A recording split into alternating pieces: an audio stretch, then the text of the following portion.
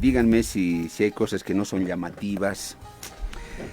La producción intelectual en nuestro país, tenemos tantas cosas sobre las cuales hablar, discutir, y a mí me encanta cuando la gente plantea sus cosas de manera franca, directa, frontal, si usted quiere, vehemente, firme, con convicción, es lindo, pero que también tenga apertura a escuchar a otros. Nos hace falta hablar, yo diría, de manera más franca y honesta en Bolivia sobre muchas cosas. Nos encanta ponerle adornos, cortinitas, maquillarlas. No, no es tan así. No. Hay cosas que son así y peor todavía. Es como la basurita bajo la alfombra. Y claro, no nos gusta, porque incomoda a unos, ¿no? A sectores de poder o a sectores populares. Incomoda, por lo tanto, que siga ahí nomás. Y el país sigue girando como una bola de nieve. Yo tengo un libro acá, alguien de pronto podía haber pensado en su momento cuando dimos el título del libro que era una exageración. Este libro, y les recomiendo, léalo, yo acabo de adquirirlo ya, lo voy a leer. El título de este libro dice: En Bolivia no hay racismo, indios de mierda. Apuntes sobre un problema negado. Carlos Macusaya Cruz, el autor. ¿Qué le parece? Sí, lo tengo en mis manos. Fíjate, acá que está el libro y lo voy a disfrutar, seguro que sí. Y su autor, Carlos Macusaya Cruz, está acá con nosotros. Este sociólogo boliviano, del cual yo escuché comentarios muy interesantes, y lo tenemos acá, él ha estudiado en la UPEA, es docente, investigador, y bueno, tiene ya esta producción y seguramente otras, pero es muy provocativo, ¿no? Es muy sugestivo, es muy tentador leer este libro. Usted puede estar de acuerdo o no. El hecho de que no esté de acuerdo no significa que no lea el libro. Léalo. Y luego al final dirá, oiga, sí, varias de las cosas que dice Carlos acá son totalmente ciertas, estoy de acuerdo. O en algunas dirá, no comparto, y está bien, es su derecho. Ese es el debate democrático. Hoy vamos a tener un conversatorio sobre el racismo. ¿Usted es racista, señora? Señor. Probablemente no lo va a responder así a viva voz ahí, ¿no? En donde está, sí, soy racista. No, pero internamente es muy probable que usted diga en su fuero muy interno, sí, soy racista. Lo soy. Y tendrá sus razones. Pero públicamente, en lo que es el contexto social y los códigos sociales de convivencia, usted nunca lo va a decir. ¿Cómo se desentraña eso en una sociedad? Lo que está oculto. Carlos, es un gusto tenerte acá, conocerte, darte la bienvenida a Herbol. Un placer, Carlos. Gracias, Pedro Saúl. Para mí es un honor estar acá en la radio Herbol y poder compartir algunas ideas, en este caso sobre un tema que he trabajado, el racismo, más que desde una perspectiva académica, desde una militancia, pero no, tampoco se me ha antojado decir lo que me dé la gana, sino tratar de ser lo más sensato posible y tratar de tocar temas que puedan dar coherencia, un tipo de explicación. A mí me interesa el racismo no tanto como una denuncia, a veces un problema moral es bueno o malo, sino tratar de entender a qué fenómenos responde el problema, eso en general. Eso me gusta lo que acabas de decir, Carlos. A mí me interesa el racismo no tanto como denuncia, dice Carlos, sino como un fenómeno sociológico y explicarlo. ¿Por qué? Eso me encanta, porque eso es navegar en ideas, en muchas ideas, en interpretaciones, análisis, historia, teoría. Eso es muy, muy lindo. Y también tenemos ya nuestro siguiente invitado, a quien lo propio le agradezco mucho. De pronto, Ernesto Machicao fue el que dio el pie en una entrevista personal que tuve con él en la radio. Obvio, en aquel entonces no estaba Carlos, pero de pronto Ernesto dio un pie porque él tocó el tema y dijo, oigan, el racismo hay en Bolivia, y es bien duro el racismo. Y nosotros queremos plantear este tema en las puertas, ya en la antesala del Bicentenario. 200 años de este país llamado Bolivia. ¿Somos racistas o no somos racistas? ¿El Estado plurinacional nos ha vuelto más racistas, menos racistas? Interesante, ¿no? Ernesto, ¿cómo estás? Ernesto Machicao desde Santa Cruz. Siempre es un gusto tenerte acá, bienvenido. Pedro, para mí, pues, el placer, como siempre, un saludo a ti, o por supuesto también a Carlos Macusaya, de quien tengo referencias, es mi amigo de Facebook, no sé si él lo sabe, pero somos amigos de Facebook, y continuamente veo sus publicaciones, así que, si bien no he leído el libro que acabas de exponer, conozco el pensamiento y me parece sumamente interesante este encuentro, ¿no? Porque, como todo en la vida, los debates siempre tienen una razón de ser. Y muchas veces la gente cree que en debatir uno trata de convencer al otro de su posición. Yo creo que esa es una manera de ver un debate, por lo menos en la política así lo utilizan, ¿no? Pero en realidad el debate yo creo que no es tanto para los que están dentro del debate como contendores pasajeros, sino para el público que los escucha. Porque puede ser que después de este debate o de este intercambio de ideas, Carlos y yo sigamos por nuestro camino, cada uno, ¿no? Con sus mismas ideas. Pero quien ha escuchado este intercambio de ideas seguramente se sentirá tocado por los argumentos esgrimidos por ambos. Y esa es la riqueza del debate, del intercambio. Sí, sí, sí. Ahí tenemos en la pantalla, para quienes siguen la transmisión, el libro, ¿no? En su tapa. Ernesto Machicao es analista política. Es analista político. Ernesto, si decimos que tú todavía te mantienes como un militante del MNR, porque varias veces lo dijimos, fuiste ministro de Estado en el primer gobierno de Goni, parlamentario, diplomático, si decimos que todavía te mantienes en esa militancia así de cepa del MNR, ¿está bien? Yo creo que sí, ¿no, Ernesto? ¿O desvinculado totalmente? No, vinculado. Es un partido muy chico, ¿no? Hoy en día entra en un micro y sobrarían asientos, como dijo alguien, ¿no? Porque ya hay muy poca gente en el partido. Pero la idea fuerza del partido sigue viva. Y yo creo que esa idea fuerza pasa por la alianza de clases. Y en el tema que estamos hablando hoy día, yo creo que pasa por el mestizaje. ¿Sí? No ha sido explícitamente expresado por el MNR. Bueno, por uno de los autores sí, pero fue solamente un título, Sangre de Mestizos, digamos, ¿no? Pero yo creo que la idea de la alianza de clases también va a una idea por extensión del mestizaje. Y eso es, yo creo que lo que plantearía el MNR en relación al tema racial, que sin duda existe, pero que hay que solucionarlo, porque no ganamos nada manteniendo en posiciones raciales y haciendo más profunda la diferencia, ¿no? Yo creo que eso, el mundo no sería mundo si seguimos así, ¿no? Vamos a comenzar con Carlos Macusaya para conocer unos criterios iniciales. Carlos, en la entrevista que te hice hablábamos sobre esto, el Estado plurinacional, pero partamos de una pregunta genérica que lancé al comenzar y al presentar este programa. ¿Hay racismo en Bolivia? ¿Es real? ¿Existe? ¿Está vivo el racismo? ¿Se ha transformado? ¿Está disminuyendo? ¿Qué sensaciones te genera eso? Daría largo para responder, pero yo para asentar el tema diría, en primer lugar, hay racismo. Pero en segundo lugar, no basta con señalarlo o abordarlo de manera moral, es bueno o es malo. El grueso de la población va a decir que es malo. Lo importante para mí es situarlo a qué fenómenos responde. Yo lo ubico con la división del trabajo que se impone en la colonia. La división general del trabajo intelectual, trabajo manual. Con la colonia, quienes van a hacer el trabajo manual van a ser las poblaciones colonizadas. Bueno, producción en la tierra, en las minas. Y se va a asociar su color de piel, sus rasgos culturales, en lugares donde vive a una condición natural. Naturalmente los indios viven en el campo, naturalmente los indios trabajan la tierra, son albañiles, etcétera. Y en cambio los rasgos físicos, culturales de los grupos que van a ejercer el poder, como los españoles, se va a asociar igual a una condición natural. Naturalmente, porque son blancos, ejercen el trabajo intelectual de la administración y demás. Esa manera, esa esquemática de entender la realidad, la permite hasta el presente. Con lo que uno podría ser crítico con Evo Morales, una de las cosas que rompe simbólicamente es la idea de a una persona que históricamente hemos identificado como alguien que tiene que hacer trabajo manual, estaba ejerciendo el cargo de la presidencia, trabajo de dirección intelectual. Entonces rompía el esquema de la división del trabajo que en la colonia se había establecido. Esa es una de las cosas por las que causó gran impacto. Alguien que normalmente no asumimos que haga ese tipo de labor, que estaba rompiendo. Pero en general, desde mi punto de vista, el racismo tiene que ver con la división del trabajo y cómo ahí hemos naturalizado que ese tipo de trabajos lo deberían hacer estas personas. Históricamente esto ha cambiado.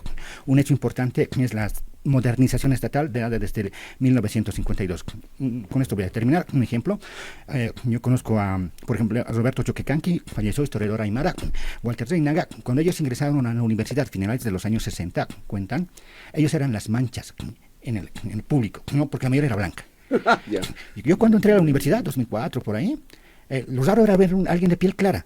Esas eran las manchas. Se invirtió la cosa. Claro, entonces ha habido un cambio, un vuelco poblacional. Ahora hay gente que tiene piel clara o morena, hace trabajo intelectual, es empresaria.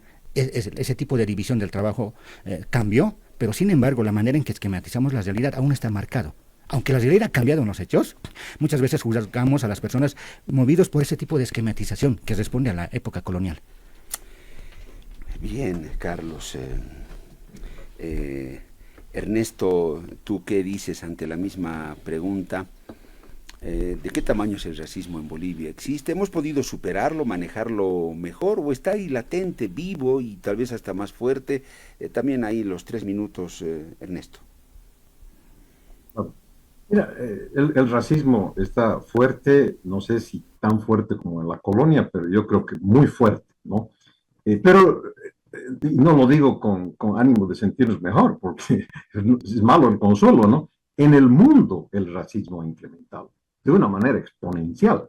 Si tú ves hoy día el racismo en Estados Unidos, es abierto. Cuando empezabas el programa decías hay códigos de cuidado. Hoy en día los racistas norteamericanos son abiertos y te dicen yo odio a los latinos, por eso los quiere sacar en aviones al por montón. Y cuando dice latinos no está hablando de romanos, por si acaso, ¿no? Está hablando de indios. Ese es el tema, ¿no? No se habla ahí de latinos en el sentido europeo, se habla de latinos en el sentido indígena, pues, ¿no?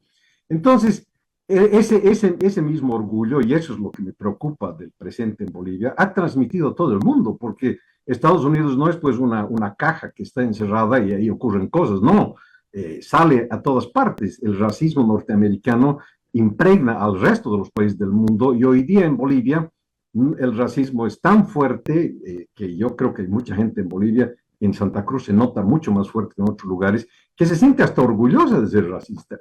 Hoy día es un día del racismo, por ejemplo. La Asamblea Legislativa Departamental ha declarado feriado por la libertad de Santa Cruz. Cualquiera dirá, pero eso es un tema diferente. No, no es diferente. El sentido de ese feriado es decir, nosotros, los cruceños, somos diferentes al resto de los bolivianos. Tenemos una libertad proclamada y declarada en otra fecha y vamos a festejar hoy día. El gobierno, que no son tontos, han asumido eso y han dicho, otra vez nos están planteando un problema y lo han vuelto feriados departamentales en los 9 departamentos con diferentes nombres, ¿no? Entonces, ese tema está hoy día fuerte, cantante y sonante. Ahora, el tema es cómo lo solucionamos, ¿no?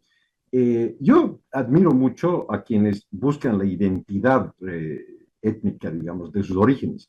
En ese sentido, digamos, Macusaya y quienes lo hacen me parecen siempre dignos no de admiración, de encomio y que sigan adelante. Pero lo que sí no creo es que una sociedad debe dirigirse en base a esa visión. Si la humanidad se dirigiera en esa visión, hoy día tendríamos en España pueblos celtas, pueblos fenicios, pueblos griegos, pueblos romanos, pueblos visigodos y pueblos musulmanes. Pero no es así, pues. La sociedad española se ha amalgamado y todos esos pueblos que he dicho antes son parte del desarrollo histórico de España, hoy día amalgamados, españoles todos, con algunas fracciones más radicales, como el caso, digamos, de la gente de Barcelona, de la gente del norte de España que quieren separarse, pero en realidad todas esas etnias se han confundido y han hecho una sociedad multicultural, mestiza, pues, ¿no? Ernesto Machicao dice definitivamente, el racismo está muy fuerte en Bolivia. Carlos, has escuchado a Ernesto, ¿qué dices tú? ¿Está vivo, fortalecido el racismo en nuestro país? Tienes el uso de la palabra. Diría varias cosas. En primer lugar, yo soy crítico a las posturas identitaristas. No reivindico, no niego mi origen étnico, aymara, pero no me interesa usarlo de pretexto. Denme un espacio porque soy aymara, por lástima. Porque es la idea de que a los indígenas hay que dar espacio por lástima. Y es un lugar de luchar contra el racismo, los refuerza. Entonces, no. Yo soy de esta idea muy en general. Salimos de África hace más o menos 100.000 años. Y desde que salimos de África, como un inmigrante, los grupos han ido mezclando. O sea, para mí más bien la categoría de mestizaje no te permite entender el mundo. Porque, por ejemplo, en Perú y Bolivia somos mestizos en esa idea. Entonces, ¿por qué Perú y Bolivia no son un estado? Porque la realidad no se explica por fenómenos biológicos. Se han formado grupos, economía, alianzas, ha habido problemas. Es a ese tipo de estructura de alianzas, poder, que luego le pones su nombre, le das un sentido identitario. Y puede ser lo mestizo, podría ser otra manera de entenderlo. Pero no es que lo biológico, uno reivindicándose puro o uno reivindicándose mezclado, explica la realidad, por ejemplo, de los estados. 1, 2. ¿Por qué por qué el racismo primero, ha mutado? En la medida que ha habido cambios en la composición, relaciones de clase y estratificación, voy a poner un ejemplo. Ahora ya hay albañiles que contratan trabajo de otros albañiles. Ellos no trabajan, los maestros contratistas, popularmente los maestros. Ya. Técnicamente son burgueses, porque ellos no trabajan. Viven del plusvalor que genera en los otros obreros. Ya. Entonces, entre la población del área de la construcción, ya ves, de origen aymara, que hay diferencias de clase. Uno.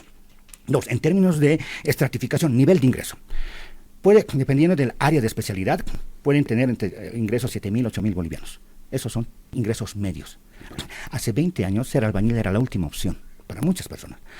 Ahora, en muchos casos, por el boom de la construcción, eso se ve en las villas, ladrillos, 4 o 5 pisos. No, ya, eso ha pasado en los últimos años, pero te muestra que el trabajo de la construcción, en este caso, ha generado otros estratos medios, de origen indígena. Bien.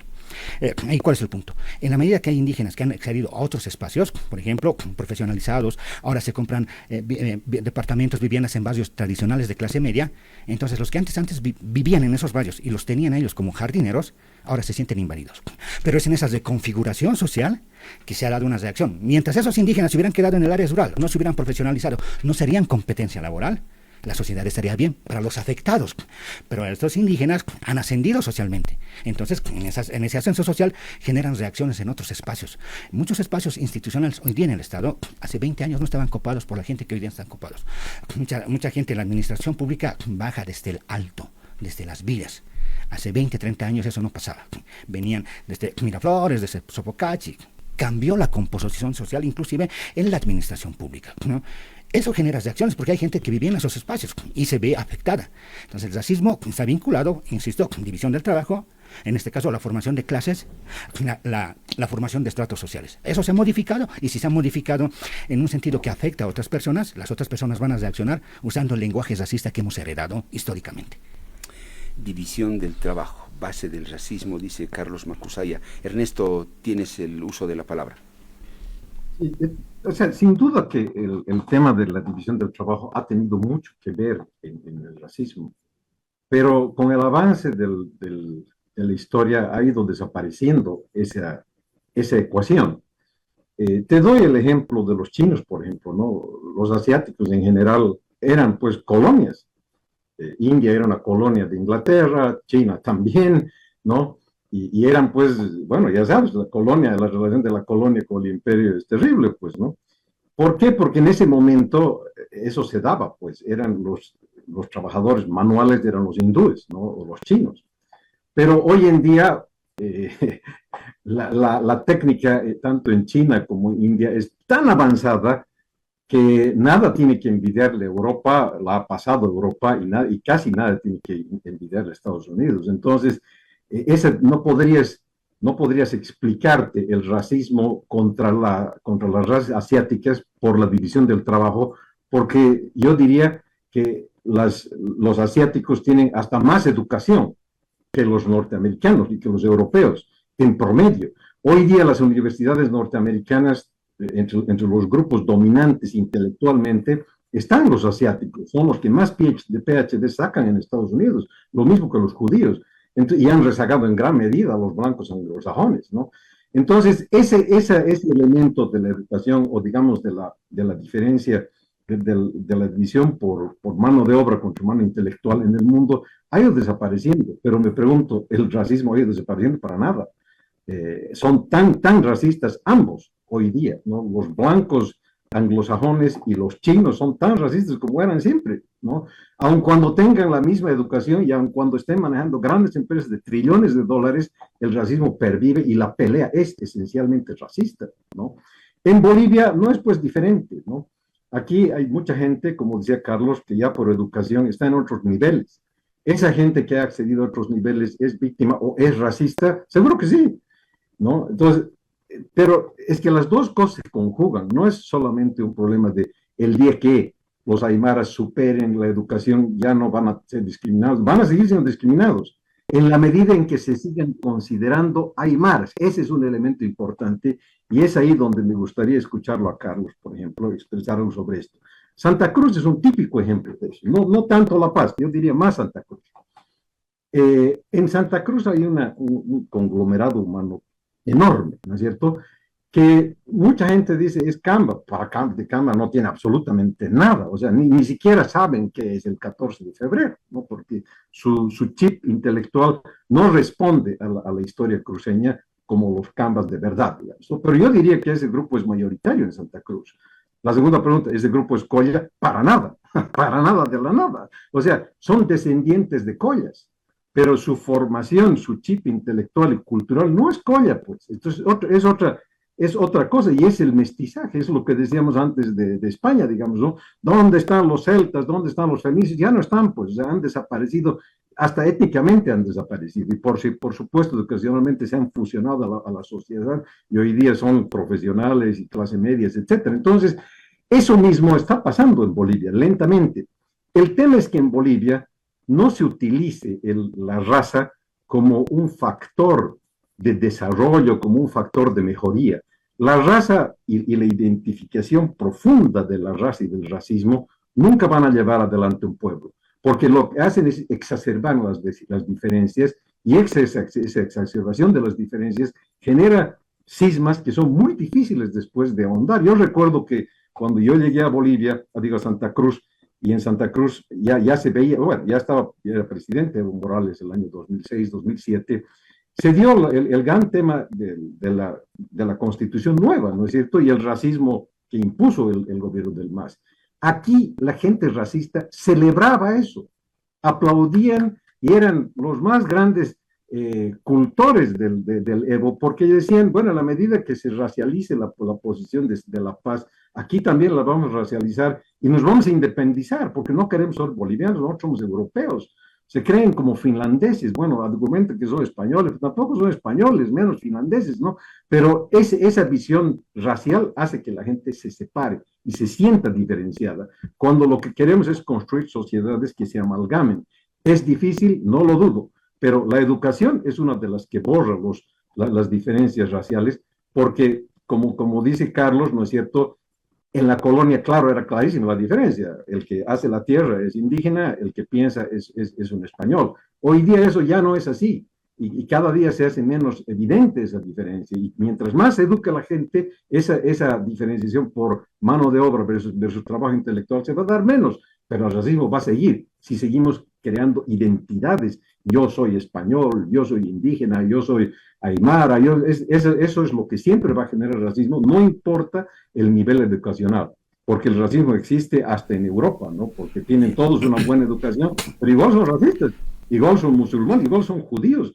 El mundo judío es uno de los más racistas que hay, ¿no? Este es el sionismo llevado al extremo. Ernesto, has hecho uso de la palabra en 5 minutos, entonces Carlos va a tener también esos 5 minutos, aunque tengo a la pausa y 45, pero igual puede continuar luego. Carlos, hagamos uso de tu tiempo hasta 45. Yo solo tengo que decirte, ¿qué opinas tú sobre todo lo que ha puesto a la mesa Ernesto? Aclaraciones. Yo mencionaba que el racismo en Bolivia responde a la división del trabajo, pero también mencioné que cambió. Eso ha cambiado. Me falta otra vez un enorme complementar. En general, las estructuras sociales, los lugares que se pueden ocupar en una estructura social, son nombrados, dominados de alguna manera. O sea, en el Incario también había diferenciación social. No había blancos, pero había diferenciación social, como en Europa había diferenciación social entre sociedades blancas. Entonces, es esas jerarquías sociales que están atravesadas por poder económico, poder político, que de alguna manera son nombradas. Entonces, en esa diferenciación se nombra de algún lado. Puede ser que un negro sea presidente, como en Estados Unidos pasó. Eso no quiere decir que la estructura en general ha cambiado. En el mundo, en Bolivia, la riqueza sigue siendo, hasta el presente, sinónimo de blancos. No, hasta el presente. La pobreza sigue teniendo cara indígena. Vayamos a ver a las calles. ¿Uno va a ver a alguien rubio pidiendo limosna? ¿Boliviano? No.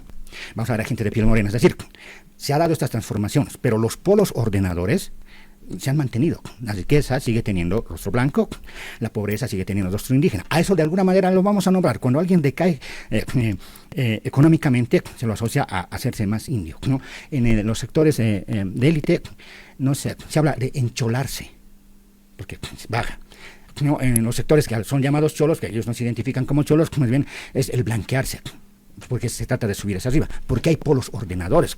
No es una cuestión de yo considero a alguien superior, considero superior a alguien porque en los hechos está en una condición mejor económica, institucionalmente mejor acomodado. Por los hechos sociales, a los hechos sociales le damos un sentido.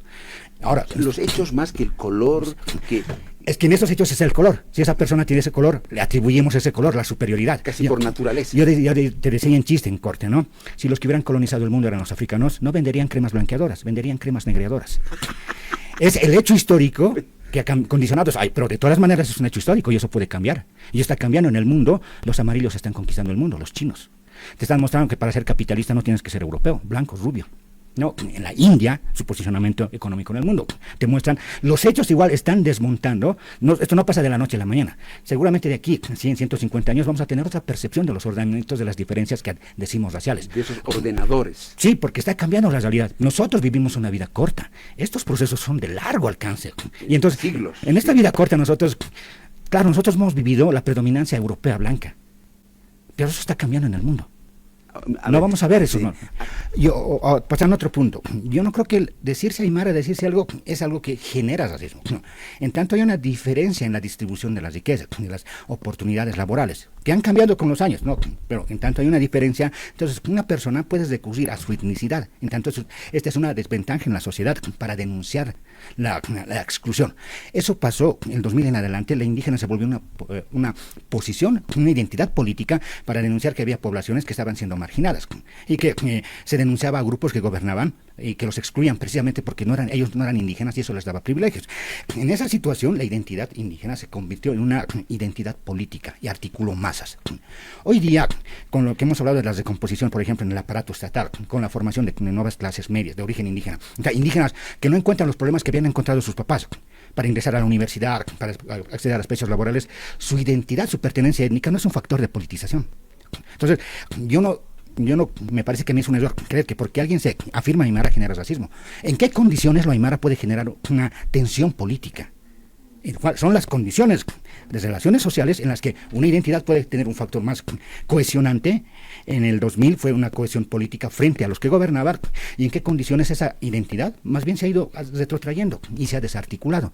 En tanto, el color de la piel y esos elementos ya no han sido una desventaja para muchas personas. No quiere decir que el racismo haya desaparecido, pero no es el mismo que vivían sus papás. Es distinto. Y seguramente en adelante veremos otras formas de manifestación, porque la sociedad ha cambiado. Entonces, para mí más importante, ¿qué está pasando en la realidad para decir que alguien se afirma aymara, alguien se afirma camba? ¿Qué procesos han condicionado que eso se dé? Que pensarlo al revés. Alguien se afirma camba y de repente la realidad cambia. No, para mí primero son los hechos. Y sobre los hechos explicar las afirmaciones identitarias. Ernesto Machicao, te escuchamos atentamente, Ernesto. Ya, yo creo que nada es blanco o negro en la vida, ¿no? Uno de los ejemplos más patentes del tema racial en Bolivia, relacionados con el capital económico, es la historia de Patiño, ¿no? Simón Patiño, de la noche a la mañana, porque descubrió unas entrañas de la tierra muy ricas, se volvió la sexta más grande potencia económica en el mundo, ¿no? Entonces, este hombre que acaudaló semejante fortuna, en Bolivia era considerado un paria. El Club Social de Cochabamba nunca lo aceptó dentro de sus filas, porque no entraba en la categoría y cumplía con los requisitos de emblanquecimiento que requería ser miembro del Club Social. Entonces, como nunca lo aceptaron y siempre fue rechazado Patiño, entre otras razones es por la cual se fue de Bolivia. Y se fue de Bolivia con un gran resentimiento y se afincó en Europa, hizo empresas en Estados Unidos, en todas partes, pero se afincó en Europa y se compró títulos nobiliarios porque él creía que eso era lo que tenía que hacer, ¿no? Y sus descendientes también. Y murió pues antes de volver a Bolivia, ¿no? Entonces, si bien él no era un aymara así, hecho y derecho, no era un blanco hecho y derecho, no era suficientemente blanco como para entrar, pero era rico. Entonces ahí tienes el ejemplo, que es obviamente extendible a la actualidad, de que una persona, por más plata que tenga, ¿no es cierto?, si no está dentro de los cánones de emblanquecimiento o que requiere ser blanco para entrar al club social, siempre va a ser considerado un indeseable, por razones racistas, ¿no? Lo mismo ocurría, y ustedes ya son más partícipes de aquello, con Max Fernández, ¿no? Max Fernández era muy rico, él no era un blanco, nunca se lo identificó como una persona de la vieja oligarquía, pero era un aymara o era un quechua, digamos, insurgente, pero tenía plata y obviamente nunca perteneció a los grupos dominantes de Bolivia, por eso tenía plata. Entonces, ni la educación, digo yo, ni tener un PhD en física nuclear, ni tener billones de dólares hace que desaparezca el racismo. El racismo tiene que ver con el color de la piel y mientras más acentúas esas diferencias, más acentúas el racismo. Bolivia no es diferente al mundo entero, somos parte de la humanidad. El racismo existe, como dije antes, en Estados Unidos, los judíos son hiperracistas. El sionismo es el racismo llevado al extremo, ¿no? Y bueno, ahí los tienen, matando palestinos todos los días y perdonando a los Estados Unidos todos los días. Entonces, si eso no es racismo, dígame qué es racismo, ¿no? Y esos son ricos, no son pobres, no son marginados porque son manuales. Los judíos están en las mejores universidades del mundo y tienen la plata del planeta también, pero son racistas y matan gente que consideran inferiores, los palestinos y los árabes, ¿no? Entonces, para mí esas diferenciaciones de que el día que tengamos plata no va a ser racista, no es verdad eso. El día que tengamos educación no va a ser racista, no es verdad eso. El racismo tiene que desaparecer en función a la cultura, porque no es solamente color de la piel, también es cultura, ¿no? Si nos sentimos mestizos, como decían antes, los españoles se sienten pues españoles o los franceses se sienten franceses, ¿no? Los franceses no están reivindicando su origen galo, digamos, yo soy galo a morir, no, son franceses, pues, ¿no? Han creado una comunidad francesa, los españoles también, y asimismo los alemanes, pero originalmente no son alemanes, pues, ¿no? Y yo creo que los bolivianos hacia adelante deberíamos crear una nacionalidad que tenga una visión unitaria, no en el sentido de gobierno unitario, sino una visión unitaria étnica y sobre todo, más que étnica, cultural, porque las identidades están muy bien, ¿no? En mi persona misma yo tengo raíces, les voy a decir así específicos, ¿no? Mi abuela era del oriente boliviano, pero era una indígena del oriente boliviano, pero no era guaraní. Ella era del área de Santa Rosa, de Yacuma, y mi abuelo era un italiano que se casó con un indígena, no se casó con una señora del Beni, se casó con un indígena del Beni. Él era italiano, y de parte de mi padre somos aymaras y españoles. Entonces, ¿qué? ¿A mí me va a resentir que yo no reivindique la bandera de los aymaras? Para nada, pues, o sea, tengo sangre aymara, me siento muy feliz con eso y contento, pero tengo que reconocer que soy un mestizo y no otra cosa. Entonces, ese es el tema que me parece importante para todos los bolivianos, porque no soy único, no estoy hablando de un tipo rarísimo, así somos un montón de bolivianos, ¿no? Bien. Entonces, es la mirada al futuro. Te quiero pedir una cosa, Pedro, y también a Carlos, lamentablemente tengo que irme porque tengo a las 11 una reunión con unos clientes coreanos y no quiero que se sientan ultrajados por mí, por no estar ahí en punto a las 11, porque ellos son bien puntuales y van a llamar a las 11. Entonces, yo les pido a ambos que tengan esta indulgencia conmigo para que me pueda retirar, pero para mí ha sido muy interesante escuchar a Carlos, me gustaría en algún momento continuarla. Este es un tema de fondo en este país, no es pasajero, es un tema de fondo, el racismo. Está bien, Ernesto, yo te agradezco mucho, pero antes de que te vayas, tengo 1 minuto y medio más, porque voy a seguir con Carlos, por supuesto que sí, pero para que quede claro, para ti el racismo en Bolivia históricamente pasa por un tema de piel, de color de piel y de que los blancos se sienten por encima de los que considera indios, por decirte inferiores y porque no son blancos como él. O sea, eso pervive en Bolivia y es un eje central. En Bolivia y en el mundo. Las colonias en la India y en China eran por color de la piel. Esa es la realidad. El racismo en Jerusalén es diferente porque son blancos, pero igual ellos son racistas contra los blancos angloparlantes, digamos, ¿no? Porque sienten que son otro tipo de blancos bendecidos por Dios. Pero como país, Ernesto, eso, ¿cómo lo vamos a desmontar? Solo educación, es muy fuerte, son siglos de... en Bolivia hemos hecho siquiera el intento, la educación nos va a servir o necesitamos más que educación. Es que más que educación, porque la educación no es suficiente, te digo por qué. Por ejemplo, en Santa Cruz es interesantísimo este departamento. Hay no sé cuántas universidades. No hay una carrera de filosofía. No sé si hay una carrera de historia, porque hace unos años atrás no existía carrera de historia. Entonces, ¿cómo quieres que la gente, por más que tengan un PhD en ingeniería química, eso no te lleva más adelante? Pues este es un tema de profundización filosófica, de encontrarte a sí mismo, de encontrarnos los bolivianos a nosotros mismos, y requiere una educación humanística mucho más amplia, y tenemos que dársela a Bolivia. Los bolivianos necesitamos una gran educación para eso, porque tenemos que superar a Simón Patiño, tenemos que ser ricos, pero poder entrar al Club 24 de septiembre, no importa el color de la piel, y tenemos que superarlo a Max Fernández, no importa Bien. el color de la piel. Se reían de él, Pedro y Carlos. Yo he ido a exposiciones en el Banco Central un día, el año, no recuerdo el año, pero en los 90, se reían, así tal cual. Y él tenía más plata que todos allá dentro del cuarto. Bien, Pero se reían porque era cholo, pues, porque no hablaba claro. bien castellano y tenía un dejito que no era el que esperaban todos allá adentro. Claro. Carlos, ¿qué te parece lo que nos decía Ernesto Machicado? Él señala y dice, no, el racismo está transversalizado, color de piel y sentido de inferioridad hacia el otro, o sea, así de simple. Tú, en cambio, has planteado otras variables, pero te dejo la palabra respecto de lo que decía Ernesto. Yo entiendo que si uno se fija en el racismo así muy en general, va a identificar el color de piel y que alguien insulta a alguien en sentido de inferiorización. En ese sentido, no contradiría lo que ha dicho Ernesto. Pero el punto, cuando tú tratas de entender el tema, no te puedes quedar simplemente en las, por decirlo así, en las manifestaciones fenoménicas, ¿no? Es lo que vemos a la primera vista y por lo tanto el racismo solo se explica por lo que vemos a primera vista. Hay que ver a qué fenómenos está relacionado. Un error cuando queremos explicar distintas cosas es nos quedamos con dos o tres cositas, ¿no? Hay que ver qué factores más están relacionados. El color de la piel, moreno, en Bolivia está asociado a la pobreza, a hablar mal el castellano, pero no hablar castellano con un acento de inglés o francés. Aymara, quechua en esta parte, y eso porque históricamente esas poblaciones han trabajado en ciertas áreas que son consideradas inferiores.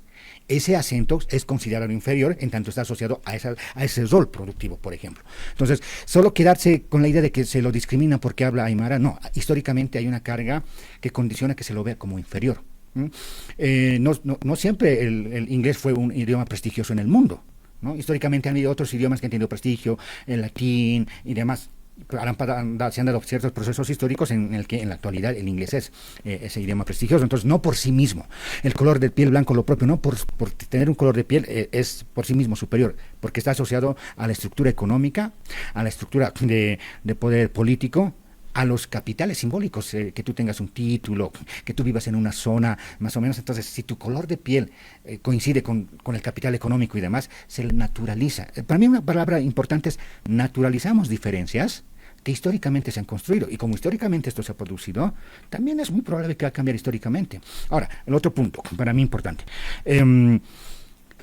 cuando decía Ernesto de que, bueno, el que te hagas rico o el que tengas, no va a evitar que seas víctima de racismo, desde luego, porque nuevamente nos estamos quedando en el hecho de que en los polos ordenadores, veíamos socialmente, las capas más altas de Bolivia son blancas. Hay una burguesía aymara, pero no entran en esos espacios. No entran en esos espacios. Y hay los sectores más pobres, donde tú no vas a ver que la gente que tiene las características físicas de los sectores más ricos de Bolivia se parezcan a ellos. Entonces, en función de eso, quien se acerca, decíamos hace un momento, más a los de arriba, entonces es en la idea de blanquearse. Y si tú te acercas más a los de abajo, es encholamiento. Este encholamiento más es un lenguaje de clases medias para arriba. En los sectores populares no se usa la palabra encholarse o es cholo. Pero bueno, ahora, mientras hay un orden jerárquico de esa manera, vamos a buscar las maneras de llamar a los espacios en las jerarquías. ¿Cómo vamos a nombrar a los de arriba? ¿Cómo vamos a nombrar a los de abajo? Los vamos a nombrar en relación a dónde viven, a los de abajo o a los de arriba, en relación a su color de piel, en relación a sus estudios, a distintos elementos, pero porque hay una estructura social. Si viviéramos en una sociedad como antes, no había ese tipo de estructuras tan fuertes, las sociedades agrarias, No es que no haya maneras de nombrar las diferencias, pero no están atravesadas, no son tan fuertes en esta sociedad donde vemos acumulación de capital, acumulación de poder político, acumulación de los prestigios burocráticos con la formación académica. Si viviéramos en la perspectiva de una sociedad más horizontalizada, donde no haya esas estructuras, no es que no va a haber diferencias, pero el peso de las agresiones racistas o el peso de la diferenciación por la cultura, el peso de la diferenciación por otros factores no va a tener el impacto que tiene en la actualidad, porque juega el poder económico, el poder político como un factor que lo hace violento. No es lo mismo que dos personas que tengan el mismo rango se insulten entre ellos, que una persona que tiene un rango alto y uno bajo se insulten. Entre dos que tienen el mismo rango, el daño no va a ser tan fuerte porque son de fuerza similar. En cambio, cuando hay una diferencia muy grande, esto vale la pena mencionarlo, cuando se habla de racismo invertido. Ya. No es lo mismo que una persona que tiene acceso a instituciones, tiene familiares en la justicia y demás, le trate con desprecio a otra persona que no tiene esas ventajas. Esa persona agredida que ha sufrido ese tipo de agresión, puede reaccionar racistamente, decirle cara de mierda. Sí. Pero ¿va a tener los contactos familiares para poder, por ejemplo, anular a esa otra persona? No. Su gesto de discriminación es un acto de impotencia frente a alguien que tiene los mecanismos de poder para poder anularlo. No es lo mismo. Entonces, solo basta con ver el racismo, sino ver a qué mecanismos, a qué otros elementos está relacionado. La diferencia las tenemos, pero cómo valoramos esas diferencias está en el orden de la estructura social. Carlos, cuando le hacía esta pregunta a Ernesto y le decía, pero fundamentalmente el racismo en Bolivia, ¿no? En Bolivia, si queremos aterrizar en Bolivia, en este momento está atravesado o tiene su columna vertebral todavía, ¿a partir de qué factor? El del blanco superior, el indio inferior, el color de la piel. Bueno, pues si yo soy blancón y choco, feliz, o sea, estoy entre los mejores, y si no, no. O sea, ¿esa carga todavía es fuerte para el racismo en Bolivia, Carlos, o no? ¿Tú notas que ya ha perdido vigor? Está ahí, pero que está perdiendo vigor y se está cruzando con estas otras variables que citas. Sigue estando presente, pero ha cambiado la manera, incluso los actores. En mi experiencia, las personas que más dicen indio de mierda, yo digo esto de manera a modo de provocar a la gente, ¿no? Las personas que más dicen indio de mierda se parecen más a Atahualpa que a Pizarro. Quiero decir que las personas que tienen más gestos racistas con personas de origen indígena son de origen indígena. No, las personas que agredieron en Sucre, por ejemplo, en 2008, cuando hubo una humillación a campesinos, el mayo, cuando Evo Morales creo que tenía que entregar una sede a un sindicato campesino, ¿no? Hubo una gran movilización, estudiantes universitarios, entre otros, de las personas que vivían en Sucre, humillaron a campesinos, les obligaron a desvestirse. Sí. Muchos eran quechos, sí, los que agredieron. Y mira, yo conocí a un gringo, entre comillas, un investigador que estaba justamente haciendo un trabajo sobre la Asamblea Constituyente y le tocó ver eso. Y él me dijo una cosa, yo no podía distinguir quiénes eran indígenas y quiénes no, porque eran bien parecidos.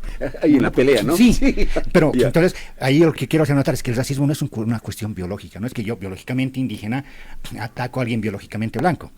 Biológicamente somos lo mismo. Sí, no es un problema biológico. El problema es que biologizamos la realidad a partir de nuestras diferencias físicas. Creemos que el color de piel de una persona lo hace inferior o superior, pero lo hacemos eso por esa herencia histórica que te dije, cómo está ordenada la sociedad. Entonces, ahora, con estos cambios en los que hemos visto ya emergencia de sectores medios indígenas, empresariales, burocracias de origen indígena, intelectuales de origen indígena en distintos espacios, eso los diferencia de las personas que aún siguen en esos espacios, ¿no? Entonces ya un intelectual indígena, un empresario indígena con capital económico, capital cultural, en tanto tiene más dinero que otros de su mismo origen, es el tener más dinero, el tener una formación, lo hace verse diferente al otro. Y por lo tanto, en el lenguaje que se ha normalizado en Bolivia, ¿cómo nombra esa diferencia? Indio de mierda, ¿no? Sí. Porque está asumiendo un lenguaje que ya existe, que hace parte de la vida cotidiana. Entonces, no es raro que en la actualidad las personas que más lenguaje racista tengan son de origen indígena. No tienes que ser blanco para ser racista. Carlos, eso, o sea, a ver, la profundidad, las raíces que ha echado el racismo nos muestran un siguiente fenómeno. El campesino o el indio, como se quiera, yo no utilizo eso en términos peyorativos, sino me encanta tu posición, solamente graficadores y nada más, que ya tiene plata, buena plata, es un camiri, entre comillas, quiere comprarse una casa en Achumani o en Calacoto, quiere parecerse al otro, o sea, quiere blanquearse un poco. Yo noto que eso es más, ¿no? El que supuestamente está abajo quiera ascender y parecerse al otro, al blanco, sus usos, sus costumbres, la ropa que se pone y todo lo demás. Y no tanto el que quiera encholarse, o sea, el del otro lado, ¿no? El que tiene plata o el más choco, decir, Ah, no, pucha, yo quisiera ir o porque me quiero casar con esta cholita linda o esta chola. Eso no ves eso. O sea, es más lo otro, el otro que quiere igualarse al que supuestamente está arriba. ¿Cómo ves eso, Carlos? ¿Siempre va a ser así? Yo no diría que siempre, no siempre fue así, podríamos decir. En algún momento de la historia no todos querían blanquearse, como te decía, esto pasa con la colonización en Bolivia, en el mundo, en esta parte del mundo, pero no siempre los europeos tuvieron ese papel de ser el referente respecto a los códigos estéticos, a los elementos culturales, ¿no? Con la colonización, lo europeo blanco se posicionó como lo que uno desea hacer para alcanzar cierto estatus. Si vemos nuevamente esa estructura social donde la pobreza se acumula, por ejemplo, en Bolivia, en los sectores indígenas, y la riqueza en los sectores no indígenas. Tú ves esos polos, ahí está la diferencia. Pero entre esos polos hay unos cambios, cada vez hay sectores que están más conectados, más articulados. Pero si este es el orden social, si tú asciendes socialmente, cuando tú aspiras a ascender socialmente, yo quisiera vivir en un mejor barrio, ya. Por lo tanto, con personas que viven en ese barrio, que se van a diferenciar de un barrio si tú eres pobre, en color de piel, por ejemplo, en origen familiar. Entonces, no porque tú seas malo tengas un complejo que puede jugar, desde luego, pero no es como lo determinante. En la estructura social boliviana, en la manera en que se han distribuido las riquezas, los poderes y demás, el ascender socialmente está vinculado a parecerse más a los de arriba, a los blancos, por la estructura histórica, no porque tú seas malo. Juega desde luego los complejos psicológicos que en eso se han creado. Yo pongo el problema acá, en este sentido. Ahora, estamos viendo cómo la gente expresa esos deseos en su ascenso social, pero también hay bolsones, todavía no es generalizado, donde hay personas que están acumulando capital económico, capital cultural, formación académica, que no están como renunciando a su pertenencia étnica. O sea, soy rico y soy aymara. También hay eso, ¿no? No solo el rico aymara que desprecia al pobre aymara. También hay gente que reafirma su etnicidad acumulando riqueza, reafirma su etnicidad con formación académica. Entonces, eso demuestra que no necesariamente esa tendencia a blanquearse acompaña estos sectores, lo que no quiere decir que no haya diferencias, porque no es lo mismo ser una aymara con capital económico que uno que no lo tenga. No es que ahí no haya diferencias, pueden reconocer una misma pertenencia étnica, pero en términos de poder económico son distintos. Voy a hablar hipotéticamente. Imaginemos que ya las élites paseñas son desplazadas por las burguesías aymaras que están en las villas de La Paz y en el Alto.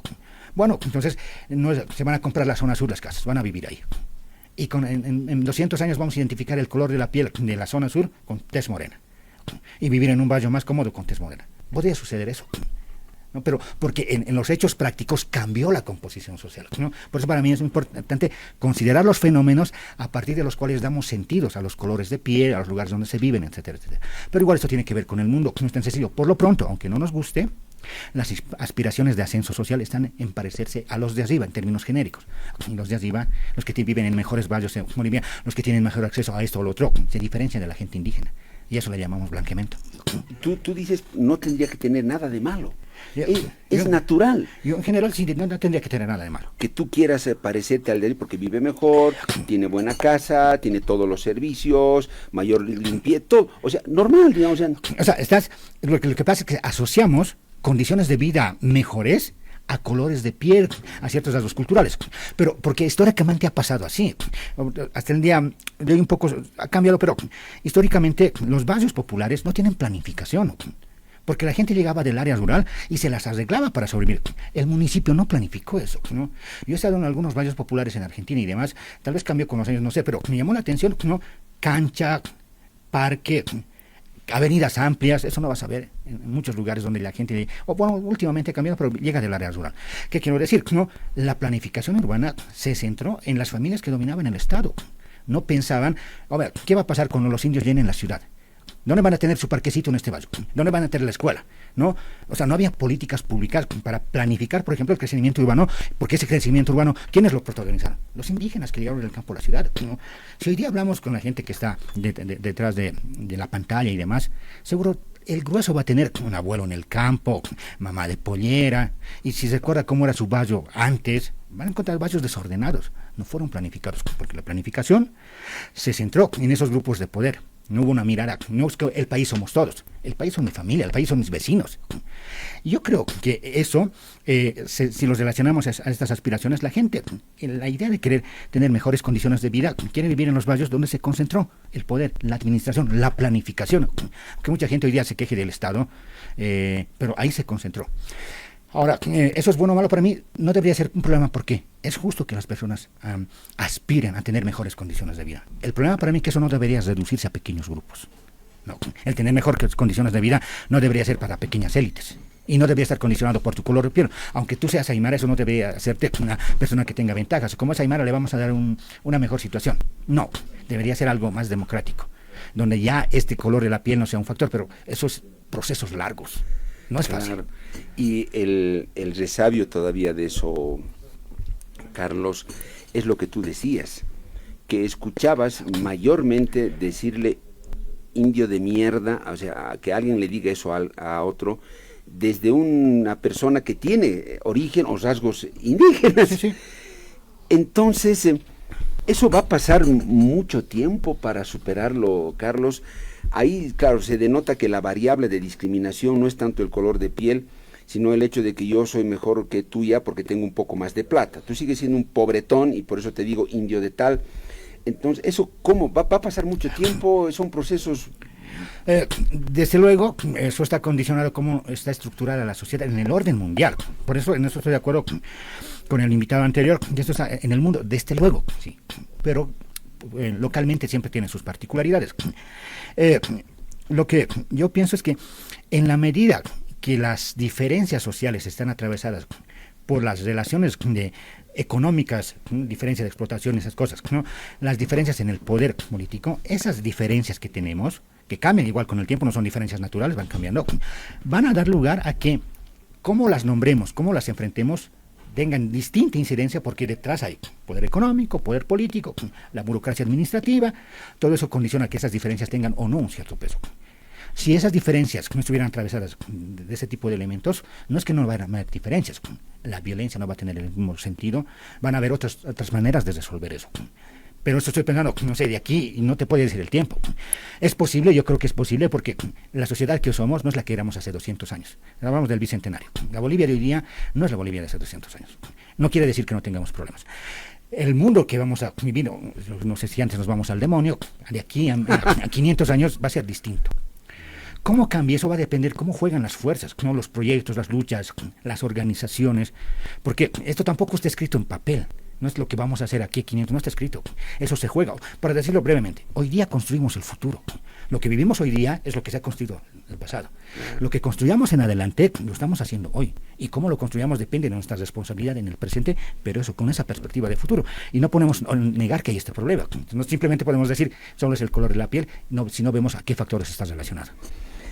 Carlos, a manera ya de resumen, ¿tú dirías que el problema del racismo en Bolivia ha tenido mutaciones, ha cambiado, ya existen otras variables que le han dado otros matices, no necesariamente el color de la piel, Carlos? Sí, desde luego.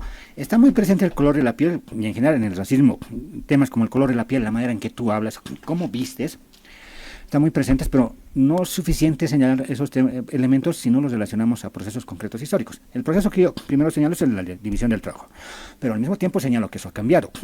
Pero de todas maneras, a una persona rica, por ejemplo, de origen aymara, se la descalifica este campesino de mierda. Y muchas veces no trabaja la tierra. Porque lo estamos asociando aquí, a la división del trabajo. Este señor, con esa cara, con ese apellido, ¿por qué tiene plata más que yo? Debería estar cultivando la tierra, ¿no? Exactamente. Nuevamente surge el tema de la división del trabajo, no como un hecho que esté en la realidad, porque en la realidad ese rico aymara te muestra que ya la división del trabajo no es tan como era antes. Pero la manera en que nosotros estamos esquematizando la realidad, cómo asignamos roles, está condicionada por esa visión que se formó con la división del trabajo en la colonia.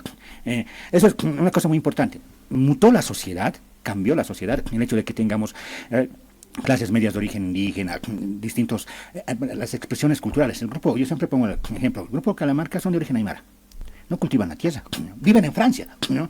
Entonces hay muchos indígenas que no hacen trabajo agrario, que hacen otro tipo de trabajo, pero que generalmente en este esquema que tenemos de la división del trabajo los asociamos al cultivo de la tierra, a la crianza de llama, muchas veces en sentido benigno o en otros en discriminatorio, que vaya a pastar sus llamas, ¿no? Miren, insisto, los relacionamos al trabajo agrario. En resumen, el pobretón. Pues De que te pobretón, no me llega ni al talón. Claro, pero eso lo insisto por razones históricas. Ahora, cambió en el presente, la sociedad cambió, por eso tal vez el racismo que podría vivir una persona hoy día tenga 70 años, las cosas que pudo enfrentar su nieto hoy día con 20, 30 años en la universidad, no enfrenta los mismos problemas, ¿no? Ahí las expresiones de racismo han cambiado, hay que tratar de entender eso. Para mí, pero también, esto es muy importante, yo ubicaría el racismo más bien para que se me entienda como un síntoma. Es como cuando tú estás enfermo de algo, te duele un lugar, tienes fiebre, tienes tos, pero muchas veces eso solo es un síntoma de que algo más pasa en el cuerpo. Para mí el racismo es un síntoma de que algo sucede en la estructura social, ¿no? Entonces hay que ubicar ese síntoma respecto a otros aspectos, como alguien te hace un diagnóstico, a ver, usted está tosiendo, usted tiene temperatura, el médico lo atiende, esto tiene que ver con esto tiene que ver con otro. Lo mismo en el racismo. Tenemos que ver que esas expresiones de racismo son síntomas de cosas que están pasando en la sociedad. Así, para mí, es mucho mejor entenderlo y no simplemente quedarnos en la negación. No hay racismo, es complejo de unos tipos de sentidos. No, el racismo solo es color de la piel. No es solamente. Ernesto Machicado se iba con una idea, digamos, definitiva. Él decía, sí, puede ser que lo económico tenga que ver en el racismo, pero, él decía, yo creo que hay sectores y grupos sociales en Bolivia que no van a aceptar nunca a un campesino, por decir, por mucho que tuviera plata, no lo van a aceptar, y eso es contra lo que tenemos que luchar en el país y nos falta mucho. No sé si esos grupos son los mayoritarios o los minoritarios, pero ¿tú crees que hay gente que tiene esa lógica que diga, no, más allá de que tenga plata, hasta que se vista como yo o lo que sea, no lo acepto? Sí. ¿Eso es la primacía o no? Desde luego existen esos grupos, pero estamos en una sociedad donde las relaciones se median por el dinero, acumulación capital. Si tú quieres hacer negocios, en un momento ni modo voy a tener que hacer negocios, voy a juntar capitales con este indio. No, lo vas a tener que hacer. Entonces, tarde o temprano se van a tener que rendir, pero no solo en casos individuales. Tengamos en cuenta que en Bolivia las élites se han recompuesto cada cierto tiempo. Antes el poder estaba en el sur, Potosí, la exportación, ¿no? Asentadas las élites en Chuquisaca. Luego el poder se vino acá, el poder económico y político. El 52 se recompone nuevamente las élites, no son las mismas élites que en principios del siglo XX. Recomposición de élites. Ahora ha surgido un poder económico en Santa Cruz. Entonces las élites se van recomponiendo y en ese recomponerse uno pueden construir alianzas, pueden cooptar grupos o los grupos que están emergiendo pueden desplazar élites. Los ejemplos que podemos poner son en el Chapare hay poder económico, el cultivo de coca, el narcotráfico, ¿no? En el Alto hay poder económico. Ya, puede que esos grupos se constituyan como clases sociales que se disputen el control del país, o que en esa disputa, y en cierta medida el MAS expresa eso, los grupos que los respaldan tienen un gran poder económico, cooperativistas, el Chapare y demás, ya. Pueden formar alianzas o disputarse el control del Estado, pero no simplemente como un caso individual de un tipo que se ha enriquecido, como clases sociales, como grupos que se disputan o negocian el control del país a los grupos ya constituidos. Y ahí es un caso, ya no nos perdemos en los casos aislados. Que los hay. Pero para un país eso no es peligroso, Carlos, porque no va a ahondar un racismo más secante, porque los otros se van a defender. Desde luego. Y van a crear barreras infranqueables, y van a decir, estos no pasan, tengan o no tengan plata. ¿No es un riesgo ese? Está presente el riesgo. En tanto esto sea una disputa, ese puede ser el riesgo. En esa situación, la pertenencia étnica de estos nuevos grupos económicos puede ser un factor para cohesionar a los pobres, que son de su mismo origen, pero no tienen su capacidad económica. Entonces, tú y yo somos indios, 500 años nos han sometido, y tenemos derecho a controlar este Estado, a pesar de que ellos son ricos y no tienen la misma capacidad económica que los otros. Puede ser un factor de cohesión, o, para mí, lo más probable que suceda es que no se llegue a esa confrontación, que es una posibilidad. La posibilidad es que los grupos de poder económico, tarde o temprano, van a tener que ceder. En el mundo siempre ha habido recomposiciones de élites. Eso no solo pasa en el Bolivia. Y en esas recomposiciones de élites que se va generando, terminen articulándose con segmentos de estos nuevos grupos económicos. Yo siempre pongo este ejemplo. En Santa Cruz, ¿qué intereses tienen migrantes con poder económico con los empresariado cruceño? Tierra. Queremos ampliar la frontera agrícola. Podemos aliarnos por intereses económicos. Claro, en Santa Cruz tal vez no saben leer eso ciertas élites. ¿Por qué mucha gente votó por Evo Morales? Por ejemplo. ¿Por qué creo que en algún momento ganó Morales el MAS en Santa Cruz, o cómo aumentó, pero gradualmente su votación, no leen, o sea, no se ubican porque, aunque en silencio, pero llegado el momento del voto y el cuarto ahí oscuro, como se le dieron su voto. Eso te está diciendo algo, ¿no? Es que, para bien o para mal, Evo Morales muestra una ruptura en cuanto a quienes conducen el Estado en ciertos niveles importantes. La presidencia es súper importante. Y demuestra que entre la población, sí, hay la población que sufre la discriminación, muchas veces no la identifica como racismo. En mi juventud nadie hablaba de racismo. ¿Qué decíamos? Es que se creerá hecho a los putos. Sí, no nombrabas la palabra racismo. Sí, no se usaba, pero era el fenómeno de que alguien que tenía creído, por ejemplo. Creído, era así, esto es creído. Pero la gente lo vive. Entonces, sabe que tiene una cierta conciencia de una diferenciación social en la que se lo inferioriza. Y Evo Morales abrió una posibilidad donde esas personas que vivían eso le dieran un sentido colectivo, porque no solo lo vivo yo, aisladamente como individuo, lo vive otra persona, lo vive mi vecino. Nos uniremos. Entonces se articula una voluntad en función de, por ejemplo, superar esa limitación, que ya no simplemente por mi color me hagan a un lado, por mi apellido, porque mi mamá es de Pollera. Fue un factor de cohesión, pero también hay que ser conscientes de que ese factor en la actualidad se ha erosionado. Cierro con esto, Carlos. Una sociedad, ¿cómo consigue los antídotos para que estas diferenciaciones no se radicalicen, no se agraven al nivel de que en un momento nos pueda llevar a la confrontación y dividir más a la sociedad? Ernesto Machicao decía educación humanística, o sea, tenemos que profundizar. La educación normal y simple no es suficiente. ¿Tú qué crees? ¿Qué antídotos nos ponemos como sociedad? En las circunstancias actuales yo no sería, digamos, exitista en que esto se supere. En tanto hay jerarquías sociales, distribución del poder económico, de manera tal que las sociedades se van separando ampliamente, porque no es que seamos una sociedad unida. Yo suelo poner este ejemplo. No es raro que una persona de origen indígena y alguien de origen jailón, pongámonos en el lenguaje popular, interactúen ahora en la universidad o en espacios laborales. Sí. Pero es improbable que alguien de la élite económica boliviana interactúe con un pobre del área rural. Hay polos que no se conectan. ¿No? Y no tienen puntos de encuentro, ni escenarios, ni nada. Entonces, eso es algo, en la medida que esa estructura tenga esas diferencias, de alguna manera se van a problematizar, la gente va a hacer, denunciarlo, va a luchar, va a suceder. Entonces, yo no sería como existís en el sentido de que esto se va a resolver rápidamente. ¿Qué se puede hacer en estas circunstancias? Por ejemplo, las élites de poder se han afincado, no entra aquí nadie, solo somos nosotros, o pueden contribuir a que esto no sea tan complicado, bueno, abrirse a construir alianzas con los sectores económicos emergentes, ¿no? Eso ¿qué generaría? Que estos sectores económicos emergentes no tengan una razón para apelar a su diferencia étnica, porque los están tratando como iguales. Entonces, si los empresarios aras me tratan como igual, tengo que yo decir que soy aymara, tengo que mostrarle mi huipala, no, nos vamos a sentar a hacer negocios simplemente. Exactamente. Entonces, depende mucho cómo los sectores que están en juego hacen o ponen barreras con su otro o construyen vínculos y alianzas. Actitudes, ¿no? La educación es un factor importante, pero no lo va a resolver todo. No lo va a resolver todo. Además, uno, la educación, y otro, yo no lo comenté, era pertinente decirlo en su momento, con la idea de que somos un país mestizo, y el invitado ponía el ejemplo, los españoles son españoles, claro, no dicen somos mestizos, los moros estuvieron en España. Ellos no reivindican el mestizaje. Para mí, ¿cuál es el problema de la idea de mestizo? Que presupone la idea de razas mezcladas. Entonces, alguien, ¿quién es más o menos mestizo? ¿Quién tiene más de indio o menos de blanco? Entonces, la idea de mestizo, como ha funcionado en Bolivia, implica valoraciones raciales. Y eso, en algún momento, atiza el racismo. Yo creo que hay que dejar las categorías racializantes en un proceso de largo plazo, sea indígena, indio, mestizo, criollo, y construir otro tipo de referentes. Y eso es de largo plazo. Sí, eso de cómo que te pongan una pregunta, ¿no? ¿Mestizo qué eres? O sea, eso no aporta. Por ejemplo, ¿va a ser un factor para que distribuyan de distinta manera los recursos económicos? No lo es. ¿Cuál es la relevancia? No lo es. Carlos, te agradezco mucho. De verdad que fue muy grato, muy edificante, provocativo, ilustrativo, un alimentador para el debate nacional. Ha sido un gusto tenerte, Carlos. Ya es la segunda y puedes estar seguro que habrá una tercera, cuarta en la que estaremos conversando contigo. Gracias, más bien, a ti y gracias a todo el público.